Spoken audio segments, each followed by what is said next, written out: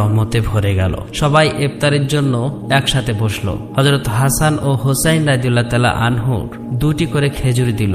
হযরত আলী রাদিয়াল্লাহু তাআলা আনহু 2টি খেজুর এবং হযরত ফাতেমা রাদিয়াল্লাহু তাআলা আনহা 2টি খেজুর নিল। ইফতার করবেন ঠিক এমন সময় একজন ভিক্ষুক বাইরে দাঁড়িয়ে আওয়াজ করে বলতে লাগলো, মা, সারাদিন কিছুই খাইনি, ক্ষুধার যন্ত্রণা আর সহ্য করতে পারছি না, দয়া করে আমাকে কিছু খাবার দিন। হযরত ফাতেমা রাদিয়াল্লাহু তাআলা আনহার হৃদয় ছিল কোমল, অন্তর ছিল দয়ার, তাই তিনি নিজের কথা না ভেবেই বললেন, হে আমার প্রাণের স্বামী, ইফতারের খাবারটুকুই ভিক্ষুককে দিন। হযরত আলী রাদিয়াল্লাহু তাআলা আনহা বললেন, হে ফাতেমা, তুমি কি খেয়ে ইফতার করবে? তখন ফাতেমা রাদিয়াল্লাহু তাআলা আনহা বললেন, আমি শুধুমাত্র পানি পান করেই ইফতার করব। হযরত আলী রাদিয়াল্লাহু তাআলা আনহু অবাক হলেন, আর কিছুই বললেন না। সেই খাবারটুকু ভিক্ষুককে দিয়ে দিলেন এবং তিনি দোয়া করলেন, হে আল্লাহ, হে আমার রব, আমাদের এই ত্যাগ তুমি কবুল করে নিও। পরের দিন রোজা রাখার জন্য হযরত ফাতেমা রাদিয়াল্লাহু তাআলা আনহা শুধু পানি পান করলেন। অতঃপর পরের দিন সকালবেলা হযরত আলী রাদিয়াল্লাহু তাআলা আনহু ইফতারের জন্য কিছু আটা সংগ্রহ করে বাড়ি আনলেন। তখন হযরত ফাতেমা রাদিয়াল্লাহু তাআলা আনহা সেই আটা দিয়ে কয়েকটি রুটি বানালেন। এভাবেই সারাদিন যখন অতিক্রম হয়ে ইফতারের সময় চলে আসলো, তখন চারিদিকে ইফতারের প্রস্তুতি, খুশির আমেজ। কিন্তু হযরত ফাতেমা রাদিয়াল্লাহু তাআলা আনহার ঘর নীরব নিস্তব্ধ। তিনিও রোজা রেখেছিলেন, কিন্তু সামান্য কয়েকটা রুটি আর পানি ছাড়া ঘরে আর কিছুই নেই। কষ্ট, অভাব, তবুও ধৈর্যর এক অপূর্ব সৌন্দর্য ফুটে উঠেছিল সে ঘরে। ছোট্ট হাসান ও হুসাইন রাদিয়াল্লাহু তাআলা আনহু, হযরত আলী রাদিয়াল্লাহু তাআলা আনহু সবাই বাড়িতে ফিরে আসতে লাগলেন। ইফতারের সময় হয়ে গেছে, সবাই একসাথে বসে ইফতার করবে। সবাইকে মাত্র 2টি করে রুটি দিলেন। খেতে যাবে এমন সময় আবারও বাইরের থেকে এক করুণ কণ্ঠ ভেসে আসলো, ইয়া আহলুল বায়ত, আমি 3 দিন ধরে অভুক্ত। আমি শুনেছি তোমরা আল্লাহর পথে দানশীল। যদি কিছু খাবার থাকে আমাকে দেবে, ক্ষুধার যন্ত্রণা সহ্য করতে পারছি না। হযরত ফাতেমা রাদিয়াল্লাহু তাআলা আনহা ছিলেন অত্যন্ত দানশীল, তাই তিনি হযরত আলী রাদিয়াল্লাহু তাআলা আনহুকে বললেন, হে আমার প্রিয় স্বামী, এই ভিক্ষুককে রুটিগুলো দান করে আসুন। তিনি বললেন, হে ফাতেমা, তুমি খাবে না? হযরত ফাতেমা রাদিয়াল্লাহু তাআলা আনহা বললেন, আমার যদি ক্ষুধা লাগে তবে সেও তো ক্ষুধার কষ্টে কাতরাচ্ছে। আমরা তো দুনিয়ার সুখের জন্য সৃষ্টি হয়নি, আমাদের তো আল্লাহর সন্তুষ্টি অর্জন করাই একমাত্র উদ্দেশ্য। তখন হযরত আলী রাদিয়াল্লাহু তাআলা আনহু দেখলেন মা ফাতেমার হাতে শুধুমাত্র পানি ছাড়া আর কিছুই নেই। তিনি সেই ভিক্ষুককে রুটিগুলো দিয়ে আসলেন। মনে মনে বলতে লাগলেন, হে ফাতেমা, তুমি কি জানো তুমি কেমন পরীক্ষা দিচ্ছ? নিজে না খেয়ে অপরকে খাওয়ালে নিশ্চয়ই আল্লাহ তোমার এই দান কবুল করবে। ঠিক ওই সময় আল্লাহ রাব্বুল আলামিন হযরত জিবরাইল আলাইহিস সালামকে হুকুম করলেন, জিবরাইল, তুমি যাও, আমার প্রিয় হাবিব মুহাম্মাদের প্রিয় কন্যা ফাতেমা যেভাবে ত্যাগ, ধৈর্য, কঠিন পরীক্ষা দিয়েছে তা অতুলনীয়। নিজে না খেয়ে অপরকে খাবার দিয়েছে, তার ঘরে এখন খাবার নেই, তুমি জান্নাত থেকে তাদের জন্য খাবার নিয়ে যাও। এই হুকুম পাওয়া মাত্রই হযরত জিবরাইল আলাইহিস সালাম জান্নাত থেকে সুগন্ধি রুটি, খেজুর, মধু নিয়ে হযরত আলী রাদিয়াল্লাহু তাআলা আনহুর বাড়ির দরজার সামনে মানুষ রূপে হাজির হলেন। তখন হযরত ফাতেমা রাদিয়াল্লাহু তাআলা আনহু শুধুমাত্র পানি পান করে আবার আল্লাহর ইবাদতে মগ্ন ছিলেন। ঘরের বাইরে থেকে আবার এক আওয়াজ ভেসে আসলো, হে আহলুল বায়ত। এই কণ্ঠ শুনে হযরত আলী চমকে উঠলেন। তখন হযরত আলী রাদিয়াল্লাহু তাআলা আনহু ঘরের বাইরে বার হয়ে দেখলেন একজন সুপুরুষ হাতে একটি পাত্র নিয়ে দাঁড়িয়ে আছে। তিনি জিজ্ঞেস করলেন, আপনি কে? অপর দিক থেকে উত্তর এলো, আমি আল্লাহর পক্ষ থেকে প্রেরিত একজন দাস। তোমরা যেভাবে তোমাদের ক্ষুধা সহ্য করে অন্যের মুখে খাবার তুলে দিয়েছ, আল্লাহ তোমাদের জন্য জান্নাতের রিজিক পাঠিয়েছেন। এই কথা শোনা মাত্রই হযরত আলী রাদিয়াল্লাহু তাআলা আনহুর অন্তর কেঁপে উঠল, তার চোখে জল ভরে গেল।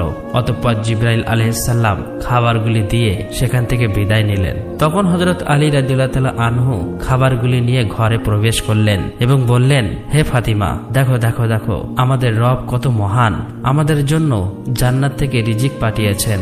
এই কথা শুনে হযরত ফাতিমা রাদিয়াল্লাহু তাআলা আনহা ধীরে ধীরে সেখানে এলেন। এগুলি দেখে বিস্ময় হতবাক হয়ে গেলেন।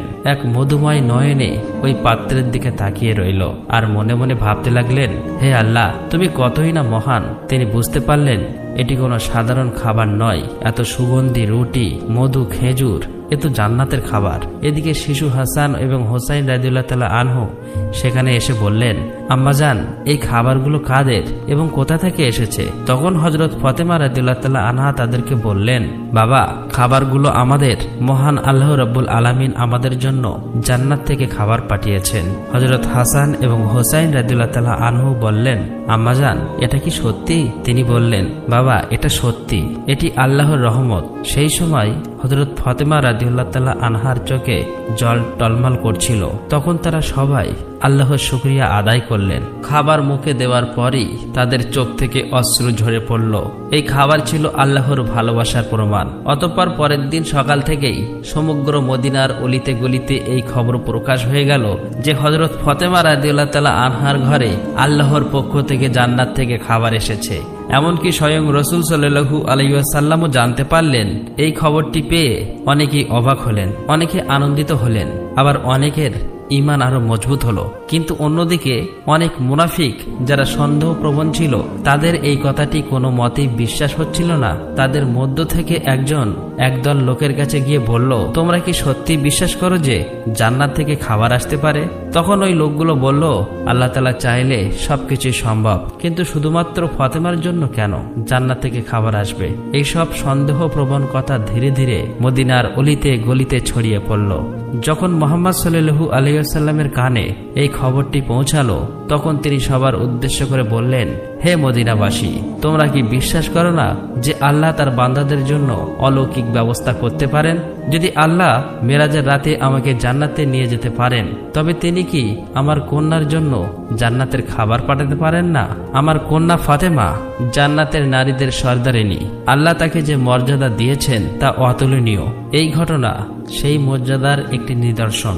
অতঃপর হযরত মুহাম্মদ সাল্লাল্লাহু আলাইহি ওয়াসাল্লাম সূরা আত-তালাকের একটি আয়াত তেলাওয়াত করে শোনান, যার বাংলা অর্থ, যে ব্যক্তি তাকওয়ার পথে চলে আল্লাহ তাকে এমন ভাবে রিজিক দান করেন যা সে কল্পনাও করতে পারে না। তখন সবাই নীরব হয়ে গেল। এই কথাগুলো শুনে সাহাবীরা আরো দৃঢ় ঈমান লাভ করলেন। যখন এই ঘটনা সমগ্র মদিনায় এক আলোড়ন সৃষ্টি করলেন, তখন মুনাফিক কাফেররা ক্রোধে ফেটে পড়ল। তাই তাদের অনুসারীদের ডেকে বলল, তোমরা কি দেখেছ মুহাম্মাদের কন্যা এমন মর্যাদা পেয়েছে যা পৃথিবীর অন্য কেউ পায়নি?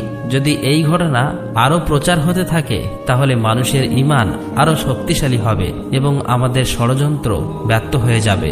তখন তাদের এক অনুসারী বলল, আমরা কি করতে পারি? তখন এই কাফির মুনাফিকরা বলল, মানুষের মনে সন্দেহ ঢুকিয়ে দাও। তোমরা বলবে, এ তো কেবল একটি গল্প, হয়তো ফাতেমা স্বপ্ন দেখেছেন। আরো বলবে, মুহাম্মদ শুধু তার কন্যার মর্যাদা বাড়ানোর জন্য এমন কথা বলছেন। আমরা তো কখনোই জান্নাতের খাবার দেখিনি, হয়তো এটি একটি গল্প। এই কথা মতো পরের দিন থেকে কাফের মুনাফিকদের দল অলিতে গলিতে বাড়িতে বাড়িতে গিয়ে প্রচার করতে লাগলো যে এটি একটি মিথ্যা গল্প।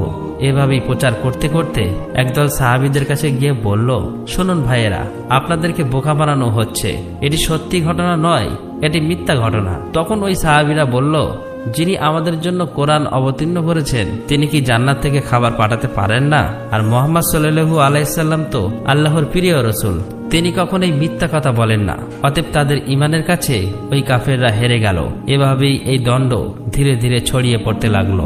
এই ঘটনার পর এক রাতে হযরত ফাতেমা রাদিয়াল্লাহু তাআলা আনহা ধীরে ধীরে নিজের কক্ষে গেলেন। দীর্ঘ সময় আল্লাহর ইবাদত করলেন।